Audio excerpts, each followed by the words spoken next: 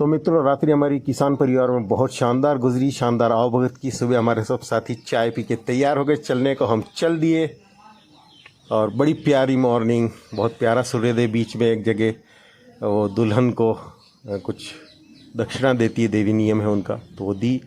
और ये बीच में सब्जी मंडी थी तो हमने नींबू लिए मैंने। फिर ये मुंबई कपल देवी और मैं बढ़ चले बरमान में घाट की तरफ। बरमान का ये गांव बहुत सुंदर, और ये माँ नर्मदा का पावन घाट, बरमान का घाट, ये ब्रह्मा जी की तप भूमि है। सबको नर्मदा जी को देख के बहुत खुशी, हमने आरती की, स्तुति की बैठ के किनारे पर। ये सामने है सतधारा, बरमान से 1.5 किलोमीटर ऊपर। बरमान घाट से 1.5 किलोमीटर ऊपर सतधारा है। यहाँ पे नर्मदा जी कई धाराओं में विभक्त है। यहाँ पे एक पुल भी है, नर्मदा पार जाता है। सतधारा पे महाराज जी रहते, हरिहर बाबा। हम उनके आश्रम में गए, जाते ही हमको बाल भोग नाश्ता दिया गया नंबर 1। फिर महाराज जी से मुलाकात हुई, हमको परमिशन मिल गई मिलने की काफ़ी टाइम तक, और देवी ने फिर काफ़ी उनसे चर्चा भी की। बात करते हैं बाबा।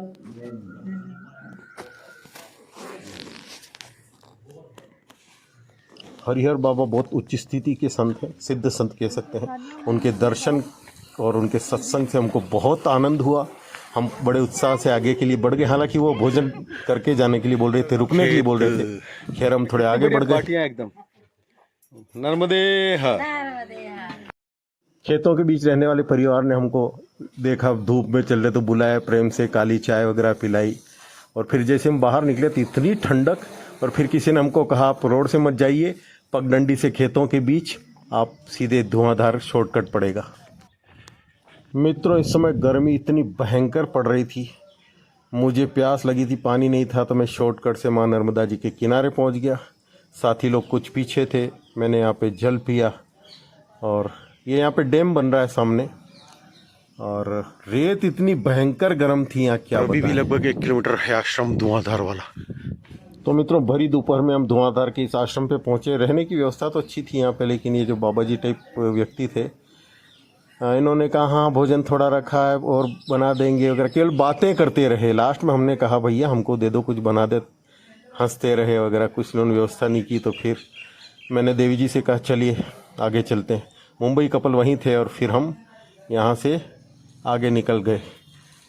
और देवी जी ने तो कपड़े भी धो लिए थे। आश्रम था धुआंधार वाला, और यहाँ चट्टानें थी बहुत सारी, वो सब करके डैम बन रहा है यहाँ पे धुआंधार, केरपानी और बरमान के बीच में।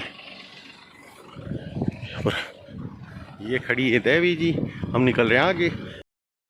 तो मित्रों, सतधारा पे हरिहर बाबा ने भी कहा था भोजन बंदा, भोजन करके जाना, और लोगों ने भी कहा, लेकिन ये कोई नहीं माने।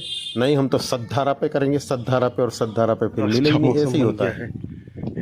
हम चल रहे गांव गुरसी में, गुरसी। तो गुरसी लाल बाबा का इतने सुंदर फोटो थे यहाँ पे बाहर। और बाबा के आश्रम में हम गए, वहाँ पे उन्होंने चाय पकौड़े नाश्ता पूरा हमारे को संतुष्ट कर दिया।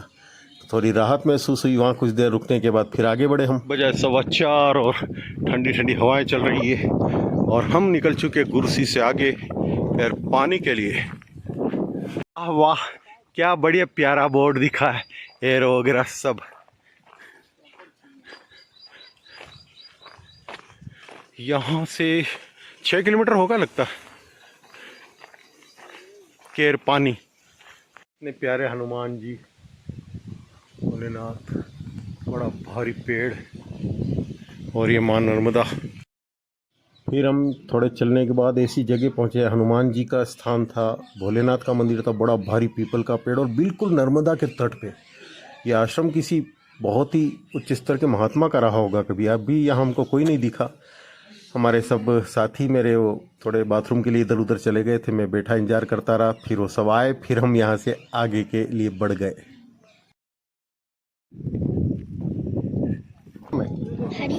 हरिओम नाम है। फिर एक घर में यहाँ पे सत्यनारायण कथा हुई थी, तो हम यहाँ रुके। और देवी जी को मैंने कहा बहुत सारे बच्चे हैं, तो वो सब पार्ले बिस्किट आप बांट दीजिए। देवी जी ने बड़े प्रेम से बच्चों को बांटे। बच्चे भी खुश, देवी जी भी खुश, हम सब भी खुश। बड़ा प्यारा रहा ये।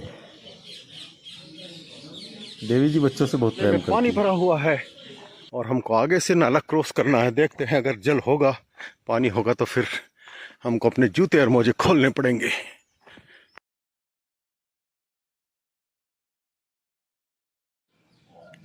तो हमारे को काफ़ी घूमना पड़ा नाले की वजह से। काफ़ी आगे गए तो वहाँ सूखी नदी थी, उसमें सूखे में हम पार हो गए और जूते मोजे भी नहीं खोलने पड़े हमको, लेकिन काफ़ी घुमाव हुआ यहाँ पे।